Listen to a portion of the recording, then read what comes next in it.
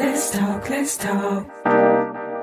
What you wanna talk about? Let's talk. What you wanna talk about? Kitchen talk. Let's talk. What you wanna talk about? Kitchen talk. Let's talk. Conversations that cool. Kitchen talk. Let's talk. What you wanna talk about? Kitchen talk. Let's talk. Conversations that cool. Let's talk. What you wanna talk about? Let's talk. What you wanna talk about?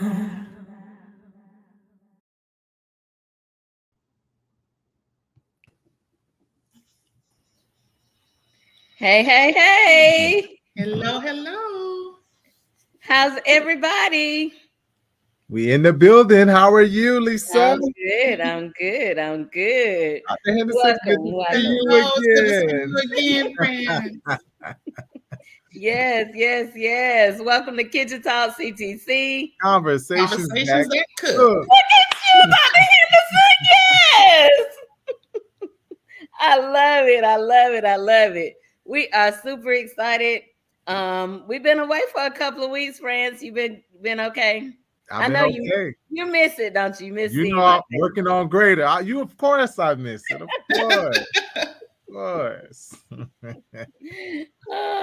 You are always working on greater. So when I don't hear that, I know something going on.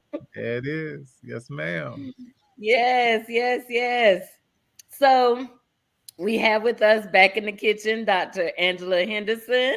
She is a clinical psychologist, licensed clinical psychologist. And actually, you know what I was thinking about earlier today? You actually kicked off our virtual platform. Really? Yes. I remember that. That's right. Yes. Right during Our COVID. first virtual show was with you, and we were in COVID and needing that. What do we need to be doing for our mental? Yes. Oh my gosh. Yep. So we were 3 years in from COVID, almost four actually, because that was 2020. Yeah. Time goes by so fast. It does. And a lot has changed too. It does. Yeah. So, oh my goodness, I'm so happy to have you. So last month was Mental Health Awareness Month, but you know what? We always need to talk about it, I think. So here we are. I do have one first question. What is the difference between psychology and psychiatry? That's a great question, Lisa, because that's often confused by clients and patients that call your practice. We'll start with psychology, which is my area of expertise. Psychologists are normally the ones that will do the psychotherapy or the psychological evaluations where they assess and treat mental health disorders. Whereas psychiatry are usually medical physicians that prescribe the medications for mental health disorders. So if you're looking for therapy services, if you're looking to get diagnosed or assessed for different issues, then you would come to a psychologist. But if you're looking for, you may already know what your diagnosis is. You may have a firm grasp on what you're dealing with. So you would just go to a psychiatrist to talk to them about assessing you for a medication. Oh, okay. So do they do therapy sessions also, or is it just the medicine? For most psychiatrists, from my experience, they mostly focus on the medication part. But having said that, there are some psychiatrists that have received the training and they can do some therapy as well as prescribe the medications. But if you just think about it in a general way, psychiatry is more geared towards treating mental illness through the use of psychotropic medications. Whereas psychologists are those, we do the assessing, the diagnosis, and the treatment. And both feels there's a little bit of blurring between the two professions lately because in some states, psychologists can also prescribe. We don't have the ability yet in the state of Florida, but there are several states where we can actually prescribe. And just as I said earlier, there are some psychiatrists are doing therapy as well. Mm-hmm. So there's a little bit of blur. Wow, wow, wow, wow. I knew a little bit as far as one could prescribe medicine and one couldn't, Mhm. which was the only difference I really kind of thought it was. But that makes a lot of sense. And then the two words that you just said that rung out to me just now was mental illness and mental disorder. Are they the same or are they different? They can be used interchangeably. When talk about mental health disorders, it means that this individual has met a specific criteria for a clinical disorder. So let's say if someone has ADHD, through assessments, through a formal assessment, they have met the established criteria for ADHD, and that is a mental health disorder. And then mental illness is kind of like this general term for an individual that is struggling with these clinical disorders. So there is an illness or a condition that they're struggling with. But they can be used interchangeably. Okay. That's interesting. All right. So, as we dig in a little bit deeper, are you seeing any progress as far as Black and brown people and the stigma? Yes. Yes. I think we talked about that 4 years ago. Yes, we did. I came back on maybe a year or two later, and we also talked a little bit about that too. Yeah. Oh my gosh. When I said things have changed, it's changed a whole lot. Good. In fact, it's swinging more to heavy demand. Not enough providers that are available to see and manage the demand. Wow. Yes. Wow. Yeah. And I would say I've been seeing it across gender, ethnicity. So yeah, people are trying to access services. I think COVID kind of kicked down this door and it changed the way that we deliver services because now I would say I haven't seen any actual numbers on this, so this is just anecdotal. Sure. I would say probably 80 to 90% of providers have a telehealth component. So that's made it more accessible. It's helped to destigmatize services because you can call somebody from home on your cell phone and no one else has to know and they feel comfortable with that. So I've noticed a huge change.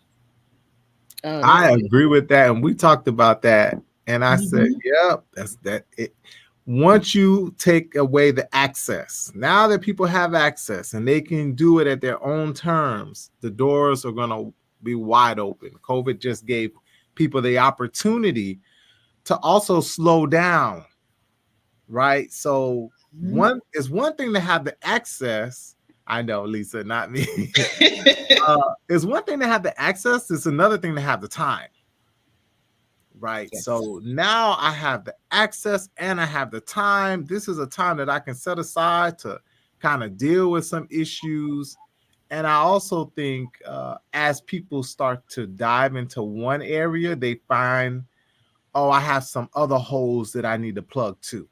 Yes. Right? Yes. So, oh, yeah, I thought it was just this, but no, it's something that happened way when I was a child and I got to get past that so I can continue to build. But I also think that I don't want to say society, but our media has made it okay, to say, listen, if you need help, you need to go and ask for help. There's ways to do that. Our sports people, our people who have some notoriety, they're sharing that they have gone and they're using the service. So Some of them have even partnered. I think it was Stephen Curry who even partnered with, different providers to say, hey, this is something that you should use. And it's not because you are dealing with X, right? It's not because you're about to do X, but really sometimes you just need somebody who has some type of professional guidance. Professional tools. Yes. Friends, you brought up a really great point, because you don't really have to have a mental health disorder to see someone. You really don't. I would say there's a lot of people that are seeking out services just to get past maybe a situational issue. Some type of stress, maybe they've experienced some type of loss. It could be just something that's minor, but it's a barrier that they just have to step over. And they don't have any mental health disorder at all. But that's what we're there for as well.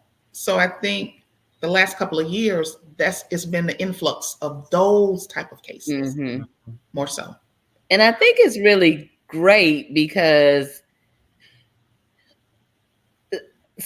yes, I could talk to my girlfriends. Yes, I could talk to this person, that person, the other person. But the psychologist seems to be trained in a way to ask those thought-provoking questions that if you're talking to me about what's going on with you, I may not be able to ask those questions. Or I may be too easy to side with you and say, oh, girl, yeah, you right, whatever. And I say that because I have a friend who her degree is psychology. She's not practicing or anything like that. But I was talking to her one day, and the question she started asking me, I was like, I forgot. I forgot. You got a psychology degree and you anointed. You got the Holy Ghost. Oh my God. Yes. So double. I was like, I never thought about it that way, whatever. So it is interesting that that you all are able to ask us, those questions that help lead to the answer, not necessarily giving the answer, but help lead to unpacking, different things and stuff that we did not, that we may not have thought about as a friend. As a friend, you come and talk to me about your situation. It's Kimberly Black. Hey, Miss Black. So I do like the fact that we are seeing more emphasis put on, our mental health, and not just crisis. Correct. But there's a piece too, and you both said it. And as Lisa, you was like, I felt like you was like right in my mind. Because it's okay to go talk to mama, brother, sister, friend, but even talking to my therapist, right? Sometimes they don't have the tools. They may have the ears to listen, and they have the ability to kind of discern, and give you some insight. And sometimes they not. Sometimes they just nosy. But having somebody who has the skill set to give you, some tools to help you overcome those challenges. Absolutely. And I think that's what's missing from time to time when you're talking to individuals, and they're giving you advice, but it may not be the tools you need to help you overcome the challenge, right? So I do think that's what a profession gives you. The professional would give you that a layman would not give you. That is so true. Along with knowing that what you do disclose is confidential. So you have that safe place to kind of just state the truth and what you're going through. But I want to piggyback on what you just said too. That's a really delicate dance when you think about talking with your therapist and whether it's a good fit or not. The person can be brilliant, have a lot of tools, but if the client or patient does not connect with them in a certain way, then it might not work. The rapport might not be where it needs to be. And there are different styles to therapy. So some providers might have the more talking style, some may have more of the listening style, and some may be more active where they're giving you strategies and tools and things. So when you're looking for a provider to work with, I would say it's good to kind of ask questions on what is your techniques, what style do you have, and see if that's a good fit for you. So how do you go ahead? How do you know? Do you go based on your feeling? Do you go based on if this person challenges you? Or are you just supposed to be feel really comfortable? I mean, how do you know? Is it intuitive? How do you know what your therapist should be or who you connect with? All of the above. All of the above. When you go, you will know how you feel. When you're going in, you're coming in with some issue that you are looking to get some assistance with. Mm-hmm. So once your first session is usually an intake where you're doing the interview, where the provider is getting information regarding your needs and the context of what issues you're experiencing. So during that initial first session, you will get a good vibe on, okay, I feel like this person is listening to me. I feel like I'm being heard. I feel like they're talking about how we're going to move forward. There's a plan in place. So everything that you said are valuable. And I think if you go into the process being engaged and active, you will know at least by the end of session 2 whether this is a good fit for you. Okay. And then it's good to keep trying until you find that person. Yes. Yes. It doesn't make sense to be in a therapeutic relationship that's not working for you. It's very much a two-way type of situation. That's why they call it the therapeutic relationship or therapeutic rapport. So it takes time to build it up. So I wouldn't say count it out after the first time, because it does take time to build it. But if you know that that effort has been made, but for some reason you're just not clicking with this individual, that's okay. There are many more that you can continue, researching and select from, just like if you had a primary care doctor that you did not have a good fit with. That makes sense. I have seen that. So I work on FAMU's campus, and in our college, we house the psychology degree department. Oh my God. It's like the biggest, I think it's the third largest on FAMU's campus. And then there are so many students that are coming in psychology. So I always know what's going on in the world by the majors. Which is crazy that you said that, because I think during the George Floyd situation, right, a lot more people, a lot of criminal justice. Hey, you know what? I want to go into this field because I want to make a difference in this area. Great field. I think what you said earlier, Doc, was so true. Is we need more, because there's so many people that need the service. We got Kimberly Black here, and she could tell you the parent snitch, the community. I need it. No, I'm just kidding. But I see it, especially here lately. I've always been in tune with needing to speak to someone and students needing to speak some more. But the cases that I've been coming through, like lately, as of late, y'all, I was just like, ooh, they need somebody that I can talk to, not just a little app to talk to that we offer at FAMU, but they need able bodies where they can be able to get it out. They're not talking to their parent, and they're going through so much. I'm saying I'm grown, and I'm like, ooh, it is a lot. It is a lot.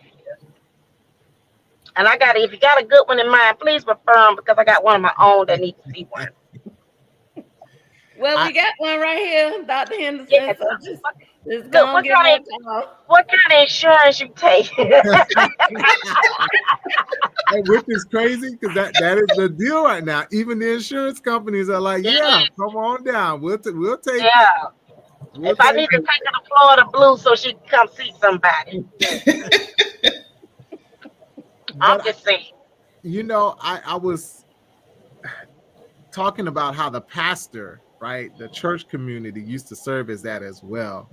And that's still very valid and still very needed, but it's something about having that therapist that even the pastor may not have those tools and those skill sets to say, okay, yes, let's go in a little bit deeper. Yes, let's talk about this. Yes. And as you stated, Dr. Henderson, a safe place. Yeah. Right. So it's like knowing that the people who need it the most, they have access to it.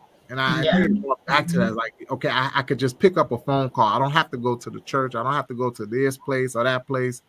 If I need to talk to Dr. Henderson and there's a specific situation, I can call her and set an appointment, and then we can really kind of dive deeper into fixing self.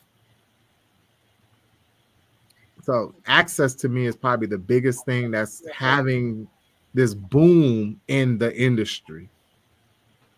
Yes. Is there a difference between the in-person session and the telehealth session? Like, first of all, which do you prefer? And then what are the pros and cons to either one of them? And that's a complex one too. That's very complex because once again, it's about the receiver. Now, as a provider, if I'm doing therapy cases, I like the in-person. But right now, my practice is very heavily just doing psych evals. Oh, wow. So the psych evals, they're interchangeable. I find that there's not that much difference between doing them virtually or in person. There are some tests or assessments that you have to do in person.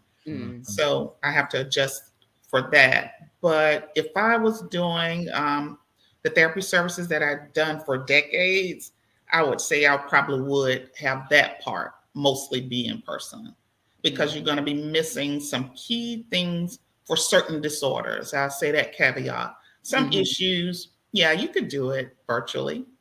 But there are certain disorders that you're going to want to be in the room with that individual when you're doing certain interventions. As far as the client's perspective, I find that some are more comfortable virtual. They do not feel comfortable doing in person. And there are some that only wants in person. So if they call the practice, mostly now you will have that option, and you can let the person know that I prefer in person or I prefer virtual, and then you'll get scheduled that way. So it's a complex issue with that, but it's definitely taken off. It's, no matter whether you like it or not, this is the future. This is where it's going. Yeah. So I find it being very useful in a lot of cases. I find it. I also, as you were talking, I said not only access in terms of the feasibility of assessing the therapist, but I also thought about cost. Back in the day, when you're talking about a psychiatrist, you're sitting on a couch, it's a special session, and you paying some good money for that time, and that has changed. So I do think, for people like, oh, it's going to cost me too much money for me to go and talk to somebody when I could talk to Nene for free. No, Nene, it's gonna cost you, but it's not going to. Oh man, it's not going to Nene is not going to be able to help you or Mhm. give you some skills or some tools to help you with this situation Yeah. as somebody who has the skill sets to do it. Sure. Yes. So, Yeah, that's getting back to the accessibility because really insurance companies, when COVID hit, I would say maybe 6 months after the pandemic started, insurance companies made that pivot. So they made it more accessible. So if you had any type of insurance plan, getting therapy became almost, I mean, they had like zero copays. They made Yeah. it very Oh, wow. accessible as far as Wow. costs. Yeah. And now it's still the copays are generally good for therapy.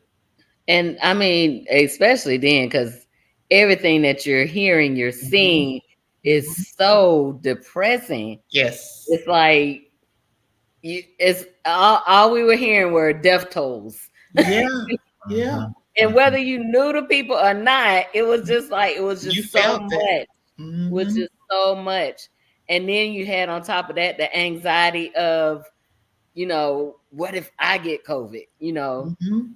and or what if, you know, someone I love and this gonna happen and that gonna happen and they gonna be gone and this gonna kill us, and you know, just that whole thing. And then for people who are social to be closed off from other folks, it's like woo. So we survived. We survived, but I think too what I'm learning and what I'm seeing is since then just that big push to say mental health is important. I remember the first time I ever really heard the word mental health was when I was younger, in like middle school, high school. My mom would give us 2 mental health days a year. So we could come to her and say, I don't want to go to school today. We ain't have to make nothing up. We ain't, you know, when you don't want to go to school, you go, Yeah. I'm sick. But we didn't have it, you know, we could have 2 of those. And she called them mental health days. I love it. Your mom was very forward thinking. I guess so. No, You we know. got to go to school regardless. unless the people on the news say school is canceled. Right. Or you next to Going to dying. Yes. Right. And I mean, that's how it was for real, you Mhm. know, because you go in there talking about, oh, I'm sick. She'd be like, oh, well, just go and let's see what, you know, let's see if you can make it, you know, whatever. That But she would 100% give us- attendance certificate was a real deal. It was the deal. Right. Like I did. I came to school every day. But Oh, yeah, so God. I just remember that, but I don't remember therapy or psychiatry or psychology or anything like that. Or getting people the help they needed. Like you would be like, oh, that's just how they are. Or Yeah. oh, they crazy, don't worry about it, you know, whatever. And you never and that was the stigma, you know. Mhm. Mhm. But I I am think go ahead, France. that's the other thing is, do we need to go to a therapist or have therapy sessions, family therapy, marital I'm for all therapy, of that. group All of that. therapy? Right. Do we need to have it when there's an issue or there's a breakdown or there's a, pandemic? Can we go to therapy just to go to therapy? Just to again fortify the foundation. Yes. You go to your primary care doctor for your annual checkup. And if you have specialists, you go to them. You go to the dentist. So we're trying to make transition mental health to In be that just as same- important. So if Wow. you need an annual checkup, just to check in, nothing really major going on in my life, but I just want to make sure that, I'm getting everything out, venting, making sure that I have my balance. So yeah, I totally agree with that, France. And people are doing that. They I are never doing really that. thought about it like that. Mhm. Never thought about it like that. You're going in for the crisis. But if I was going in for the monthly check-ins, like going to the dentist, then you know I'm not gonna have that cavity because I've been taking care of my teeth. Right. So it's harder for me to have those breakdowns because I've been going to somebody on a on a regular basis versus the world just fell apart. Now I got to go see somebody to help me build it back up. Yeah. But can you have that without the professional? All right, tell me more. What are you saying? So like the family dinners, the going out with friends, and just having those days or those moments or those parties or whatever, where you're all just kind of sitting around checking in with each other, how things going, how's it, this sort of thing. So can you have those sessions, so to speak, without the professional psychologist? Of course. Of course. That's what good friends are for. That's what your peers are for. The therapy usually comes into play when you have something you want to kind of vent through, process through, that you don't want others to kind of be involved with. Okay. And you kind of want to keep it under wraps and just work through things. But yeah, I think that's beautiful when you have that support system like that. Yeah. So that would you say would be one good way to help maintain healthy mental health? Yes. Yes. Socialization is a huge part of mental health. That's kind of part of your will. Have you all heard of the will and all the aspects of life? Aspects. Yeah. That's huge. Oh, that's good. I love parties. I love gatherings. 7 dimensions of wellness. That's what I was thinking of. Yes. 7 dimensions of wellness. And I think that's the piece. Sometimes we miss out on those dimensions, spiritual, financial, social, intellectual. We miss out on those dimensions. But I do think a therapist having those sessions, those check-ins, I think they do help with not only keeping it confidential, but again, when you come through that point, like, I'm not sure, what do you think? Somebody that not just say, okay, this is a good step for you to take, but have you considered? Right? And I don't know if I don't want to say all of our friends, but if a good majority of our friends have the skill sets to say, hey, have you considered? Or you should look at it this way, or you know what, here's some tools, or here's some books, or here's some resources that you should use that can help you to make the best decision for yourself. Lisa said it earlier. They're not telling you what to do. They just giving you the tools so that you can do the job. Yeah, but also people are looking for a no judgment zone. Yes. Because sometimes you can talk to people that and they're looking at you side eye. It's the no judgment zone that most people are looking for now, especially with everything, with the ever changing things of the world and in your life.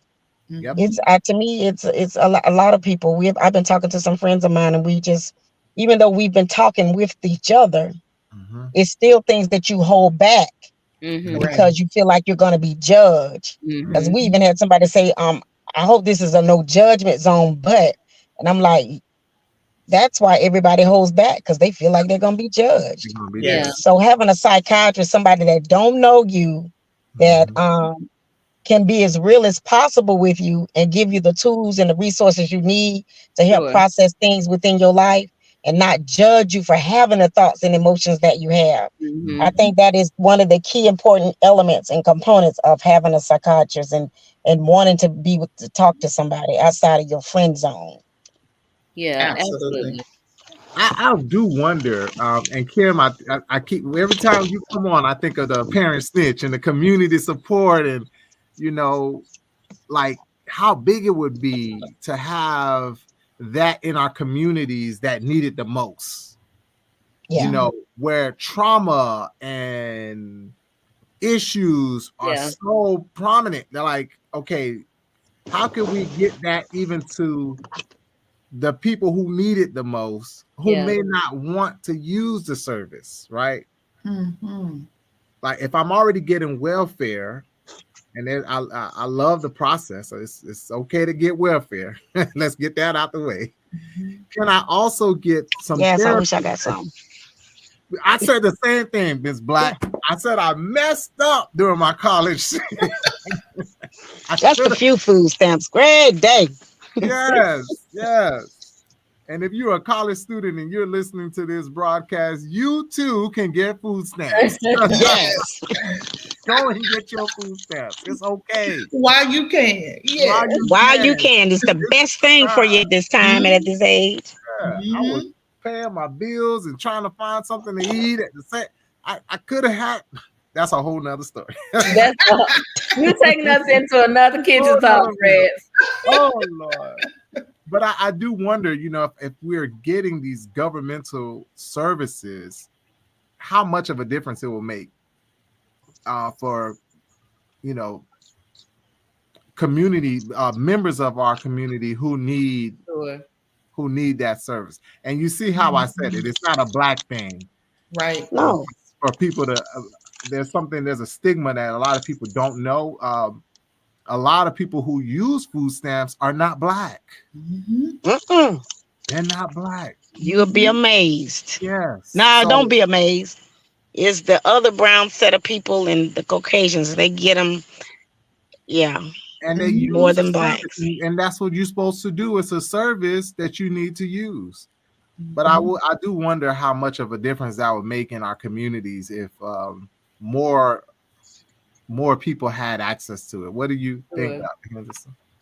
I think that's a wonderful point. And when you think about Medicaid, Medicaid right now, individuals that are receiving it, they have the least access, I would say, to therapy because there's not enough providers that are able to be enrolled on the panels. So they're really, really scarce in terms of providers that actually accepts Medicaid as reimbursement for mental health services. So there's a huge problem with access to that population in particular. So in addition to, in your assessment, in your opinion, Dr. Henderson, if I cannot, for whatever reason, access a mental health provider, what might be something else that could help me along the way? I want to come from a position that if you want mental health services, you can get it. Okay. Now, it might be a more challenging route, but you can see someone if you're having a mental health challenge. Okay. That could be calling 911, going to the hospital. You know, you would get it no matter what your situation is. Okay, I didn't know that. Okay. And there are certain resources in the community that are like grant type organizations that will also provide assistance in those areas. Okay. So I want to come from a position that if you want mental health services, that there is likely a way that you can get it. I also thought about group counseling. You know, sometimes we want to do the one-on-one. But the one-on-one may not be the best or an option for that individual right now. But group counseling, you know, team counseling, I think it's also a very good resource that people can take advantage of, right? Especially because you have now less and less providers. There's more people, less providers. So, you know, if we go in as a group and we have these sessions to talk about X, Y, and Z issue, making sure that everybody knows this is a safe zone. I think that can also be a very good resource for people. So is this still the same as or is there something like the addiction counseling where you have like Alcoholics Anonymous, or is there another one for just I'm not in that category. Family therapy? I don't know. Well, like what would it be called? Girl like, summer. You meaning a group, like a group intervention? Yeah. They have a group. Friends, what did you say? Hot girl Hot summer. girl therapy. summer. you know. Yes, you can set up a group for that too. Yeah, y'all done went on y'all trips. And you got to come back. And you throwing shade. Yeah, I think he's throwing shade. Hey. Hey, That was my therapy. Yeah. That was my I think therapy. he's been on your the trip was the therapy. Dr. Henderson, I just got back off a cruise. He's throwing shade, but that was my therapy. And listen, I love the pictures of that. It was beautiful. Beautiful. And you said that was the therapy. Yes, that was her escape. That was her therapy. Right. Love right, it. Right. Yes, thank you. Oh, So we can as the community, we can set up those. This is not an addiction session or not but it's just a session where you could just come and sit down and just kind of It's called church too. Get it all out. Yes. Yes, support groups. They have support groups that cover a lot of different areas. Yeah. You usually see a lot of them on college campuses, on universities. They would have support groups that's covering different areas, and they have some in the community too. So yes, group therapy is very powerful. Yeah. That was one of the things, because a lot of times we just hear about the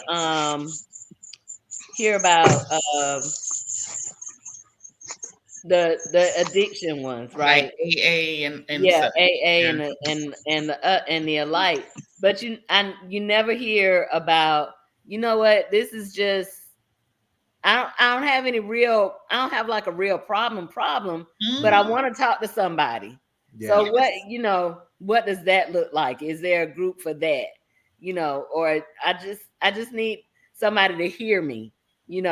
Can we just get together so somebody can hear me? But having that professional in the room as well to say, to ask those questions that help get you to where where you need to be. Yes. That over the years, I've seen creative groups. They've had groups where you're cooking and talking, or women that love to sew. And I've seen some powerful creative groups over the years. Oh, wow. So yes, you can create whatever type of how can I say it? Like the context that you want. And if you have a professional there, they can kind of guide the discussion and make sure that the group rules and expectations are in place. But you can create whatever type of group that the individuals would like in order to bond. And I'm seeing more of that with Black men.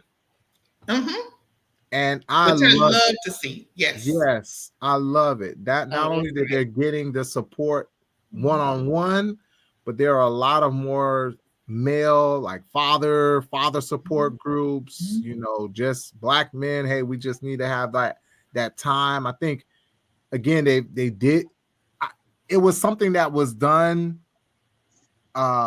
many times in different ways for me in the past, just watching it. Oh yeah, we're just going out, we're going to get our haircuts, we're going to go fishing, we're doing things together. But now you're seeing it in a more therapeutic, where there is a therapist that's guiding the discussion, that's saying, hey, here's some things that you need to think about, here's some things that you need to focus on. I'm loving it. Loving it. Yeah, I think I seen one of those too, friends, a few years ago, where this barber has a psychologist that comes in like regularly, so that the men in the barbershop are actually, getting like therapy sessions. Yeah. In the barbershop, and he was a big advocate for mental health and therapy. And so he would have a licensed person come in and and do that. Wow. So Love that. I'm seeing that in the community too, with different groups that's popping up. I know Mr. Carter of Carter's Corner. Yes. He has something just geared towards fathers. They do like it's every other month. There's a big mental health for men symposium where all the men come together. When I say all the men, I'm talking about from every walk of life. Yes. And I wish that some Caucasians and other males and other ethnic groups would take a interest in this. But y'all, it is so big to see all of those men, with some of them even bring their children, their sons. So it's like a father-son bonding time, and the men are able to get out what they want for their sons and what they're scared of and what they're going through as Black men. I snuck in, peeking through because I'm nosy to see what was going on one of them. It's on the job because I'm nosy. So, but I was in awe, especially of the participation and the diversity of the group of men that were there. That's great. Right here in Leon County. Yeah, I love it because, again, it's something that men do and women do already, right? We have our little groups and our circles that we run with. When you were talking, I was thinking of church, your church auxiliary groups are very similar. But there's a difference, again, when you have somebody who can, one, guide the conversation, two, provide, again, it's the tools. Yeah. We can have a great conversation in here, but if I'm not giving you some tools to take with you to kind of deal with those issues, then it was you just talked. But I'm not to take nothing away from the talk. Not to take nothing away from the talk. Okay, thank you. The talk is therapeutic too. Yeah. But it's knowing that through this talk, I was also given some resources to say, okay, here's what I need to do, A, B, C. Or you know what? Here's some books or things that I can read to help me deal with the situation. Sure, but don't discount the talk. No, that's why we're on Kitchen Talk. This is our therapy every Thursday. Yeah. It definitely feeds me, I want to tell you. So, Dr. Henderson, here's another question. So I know that there is psychiatry, psychology, but also social workers that are trained for counseling. Is that different from therapy, or is that kind of the same thing? The counseling or doing therapy, if you're trained in a certain intervention, then those disciplines can do the intervention. Let's say if it's cognitive behavioral therapy, a licensed clinical social worker, a licensed mental health counselor, a licensed a therapist at the master's level or even at the PhD level, psychologists and so forth. If you are trained in a certain intervention, then of course you can ethically do that intervention. But the higher up you go with your degree, you'll get other types of specialties. So with my end, we get additional clinical training in doing assessments and doing diagnostics and things like that, whereas a master's level clinician is not able to do that. So, but if you're looking that you want to get counseling services and that's it, you're not looking to get evaluated, you're not looking to get a firm diagnosis of something, then you could go to a licensed clinical social worker and have counseling and have good counseling.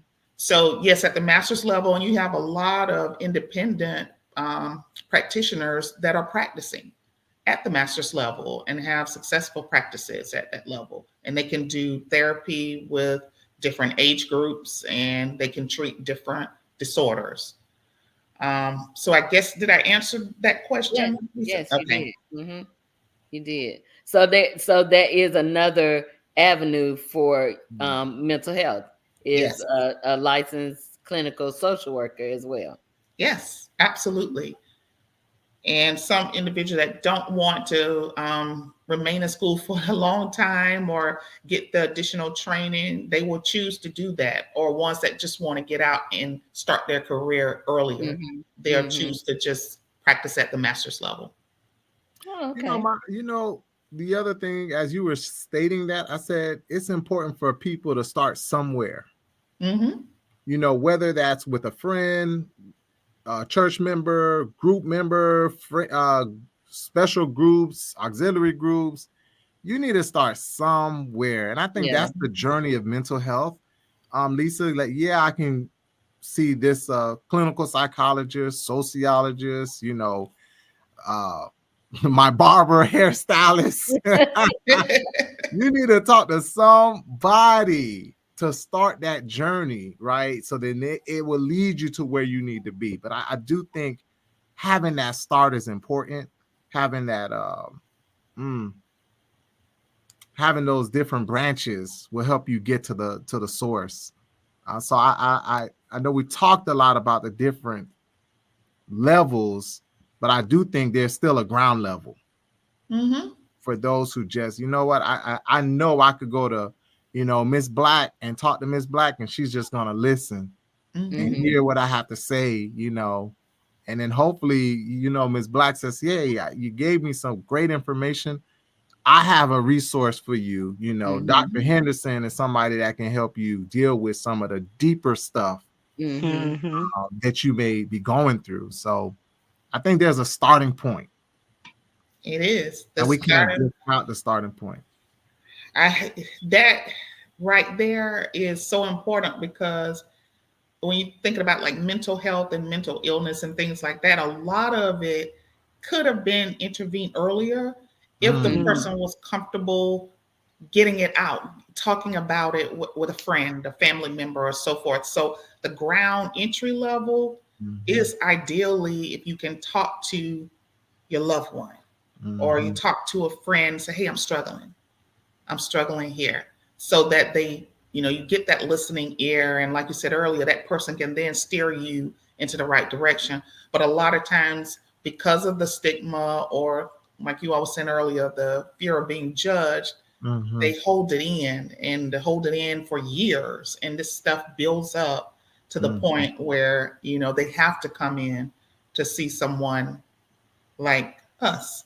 Yeah. But I think you hit it on. If we can continue to destigmatize mental health through the efforts that you all spoke of. I love hearing that they're having all these activities in the community where they're encouraging men and their sons and to just get out there and bond and talk about the things that they're struggling with. All of that helps to destigmatize mental health. All of it does. So, and then, Dr. Henderson, can you speak to the importance of how your mental health ties to your physical health, like when you're holding this stuff in, and what it does to your body? Yes. Can I put one thing right before that? How your environment affects your mental health, which then affects your physical health. So the things that impacts you around you, your physical environment, things that you're hearing, listening to, all of that affects mental health. And when that begins to suffer, it does affect you physically in a lot of ways. It could cause you to not want to engage. You feel fatigued, tired a lot. Some people, it affects your eating patterns. You may have a lot of somatic complaints like headaches or just feeling sick or ill. So yes, it affects you physically in a big way. Huge way. So you saying clean your room, organize your area, yes. Who you let into your life. All of that. You don't got to listen to Little Baby or Beyonce every second of the day. Oh God. Yes. All of it. Man. And we won't even get into the impact of social media the last couple of years and how that it is ruining our children. Yeah. And some grown folks, because now you're looking to say who like you, and you would develop an anxiety because you feel like somebody don't like you, and who's following me. That's over social media. You know, I think the other thing is that's all you see, right? And that's all you watching. That's all you seeing. So even though you're looking at somebody else's life, I think people start to then mimic or like you said, have anxiety that this may happen to me. You know, I got the it is a lot. Like it's a lot. Just the times that we're living in, it is a lot. And if we don't do this kind of checkup, like check on our mind and our bodies, and like you were saying earlier, Dr. Henderson, about we go to the doctor for, you know, our annual checkups, and we go to the dentist for our cleanings, but we don't really, you know, do this see mental anybody about our mental. We don't really check on that in that way. So if we're pretty much happy all the time, if we have a sad day, we just be like, oh, okay, that was just a sad day. We're not evaluating why we had a sad day. But if we have, you know, a pain in our knee one day, we're gonna be like, oh, whoa. What's the pain in the knee? You know, but we don't really check on what was the sad day, what made us feel that way, you know, until you know it just manifest. I was talking to a coworker today about how we are always going, and we do not realize what that does to our bodies. Like if you don't allow your brain to, you know, shut down other than sleep, right? So even outside of sleep, the brain still need to have a relaxing moment or two or three. Well, I can be a witness to test that the body will shut down on you if you don't learn how to shut down. Yes, it will. I'm another witness. It will. I am a witness that your body will shut down on you if you don't learn how to shut down. Yes.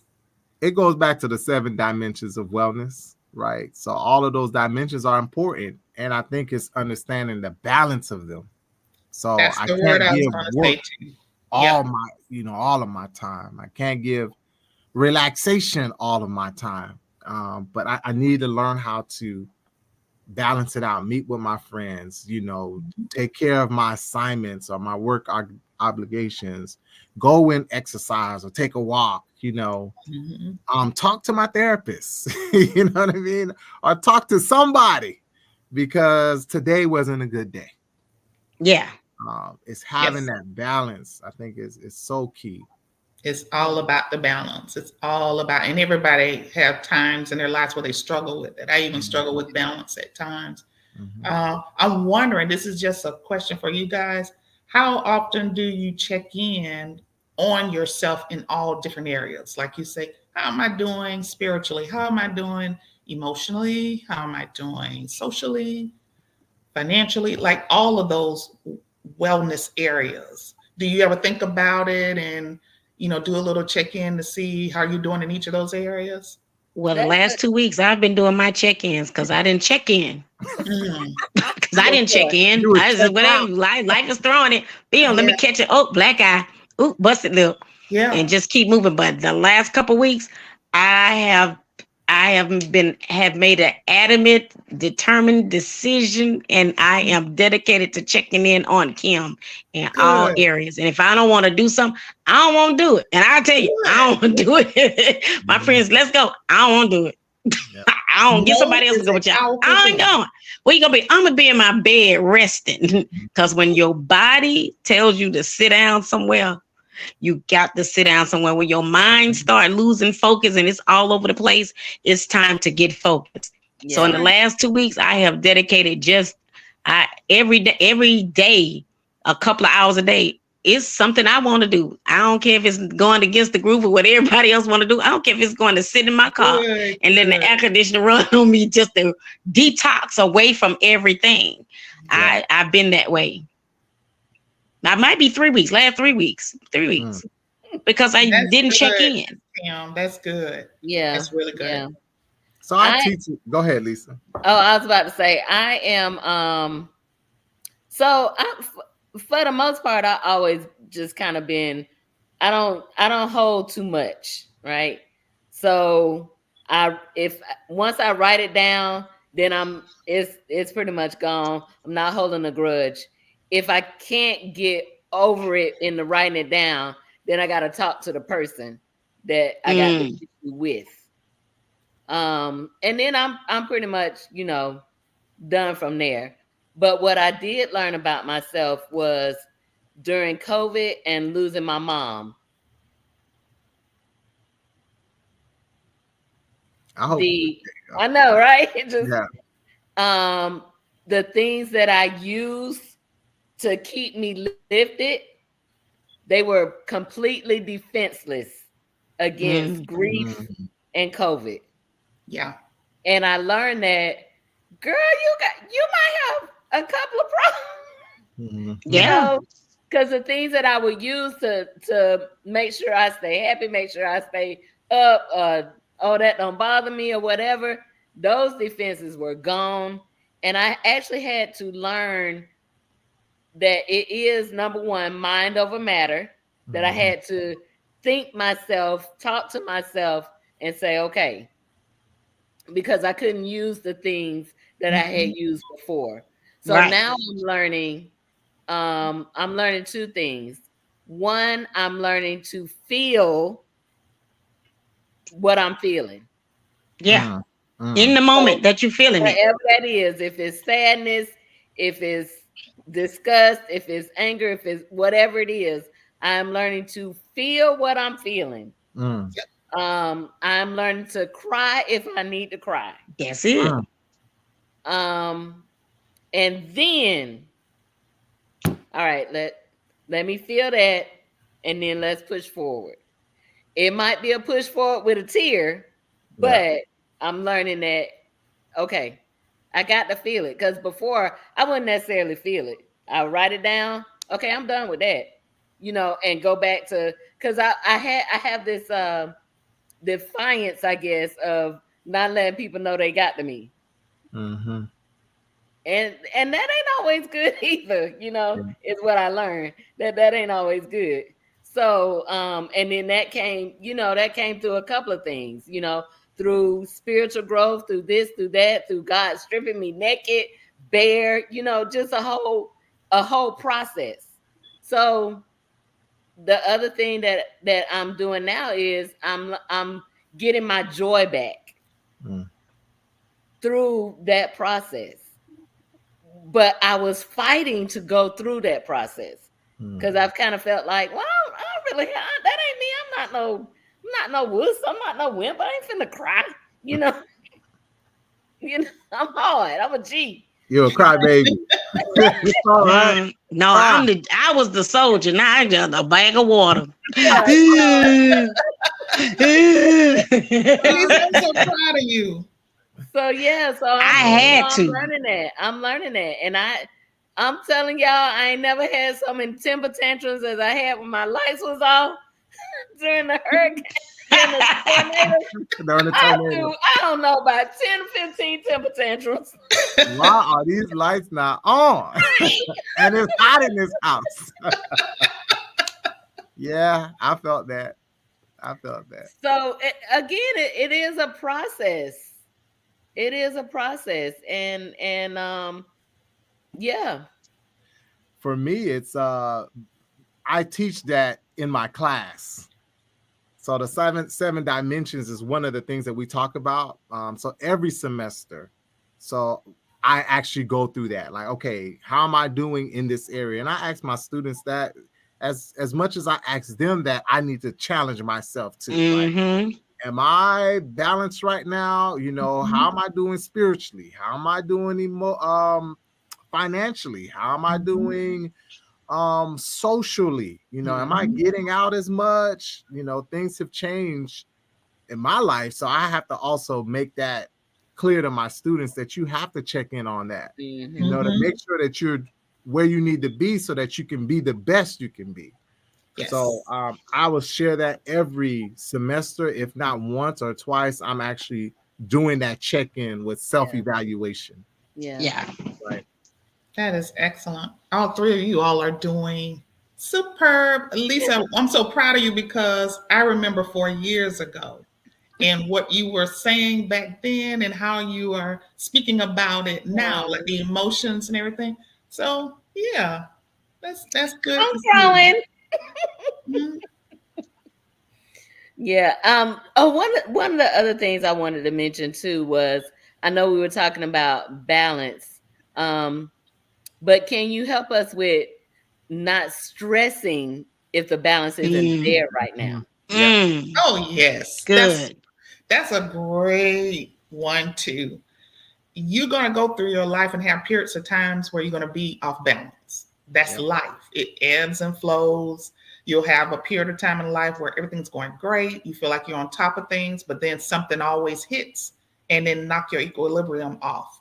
So just give yourself grace and realize this is how I'm going to get back on track. So tomorrow or next week or what have you, this is my plan for getting back on track.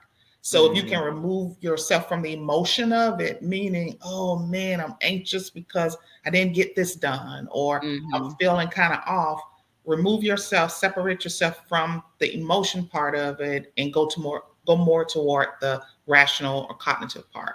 And then just develop a plan for getting back on track or recalibrating. So if you just keep it like that, keep that focus, you won't let stuff veer you too far off. And just understand it's going to happen. No matter you have the best plans in place, it's going to happen.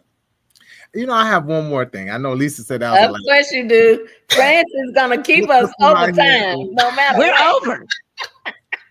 No, you see, you the one who, but I'm not going to do that. This is therapy session. This is therapy session. I thought this was a safe zone, Lisa. Yes, this is therapy session. No judgment over here. What are your thoughts about the social media therapy?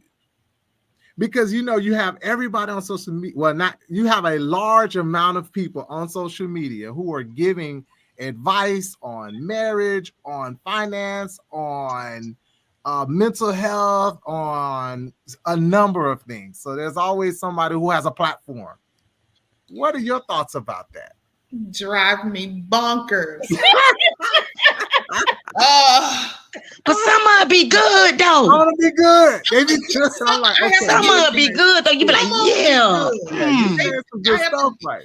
You're right. Some of them are good and some of them are doing good work. Yeah. And they're helping people. But as a profession, you worry about them maybe doing too much because you can only treat clinical disorders if you are licensed. So you can't be on a platform doing license type work. And you've never gotten training. You've never taken your exams, you know what I mean? Or gotten your residencies done. So and some of them I've seen, they kind of dabble a little bit over there.